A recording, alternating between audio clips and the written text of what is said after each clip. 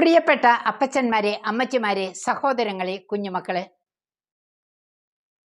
15-ാം വയസ്സിൽ കർമ്മലീത്ത മഠത്തിൽ ചേർന്ന ഒരു ഫ്രഞ്ച് ബാലിക വിശുദ്ധ കൊച്ച്രേസ്യ. തുടർന്ന് 8 വർഷങ്ങൾ ക്ഷയരോഗം.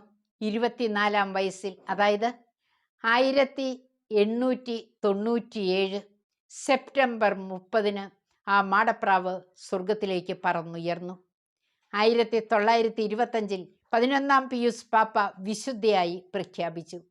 1997-ൽ വേദ പാരംഗതിയായും.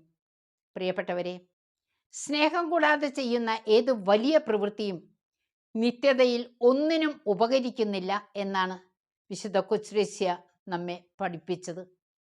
സ്നേഹം, അതെ, ദൈവം സ്നേഹമാണ്. സ്നേഹത്തിൽ വസിക്കുന്നവൻ ദൈവത്തിലും ദൈവം അവനിലും വസിക്കുന്നു. 1 യോഹന്നാൻ 4:16. പ്രിയപ്പെട്ടവരെ, നമ്മുടെ ജീവിതത്തിൻ്റെ ലക്ഷ്യവും സ്നേഹമായിരിക്കട്ടെ. അപരന് ഉപകാരം ചെയ്യാത്ത ഒരു ദിവസം പോലും നമ്മുടെ ജീവിതത്തിൽ ഉണ്ടാകരുത്. അതിന് നമുക്ക് പരിശ്രമിക്കാം. നമുക്ക് ദൈവീക മനുഷ്യരായി മാറാം. ദൈവത്തിൻ്റെ വക്താക്കളാക്കി മാറ്റണ്ടേ, നമ്മെ തന്നെ ക്രമീകരിക്കണ്ടേ. ദൈവം അതിന് നമ്മെ സഹായിക്കും. വിശ്വാസത്തോടെ മുന്നേറാം.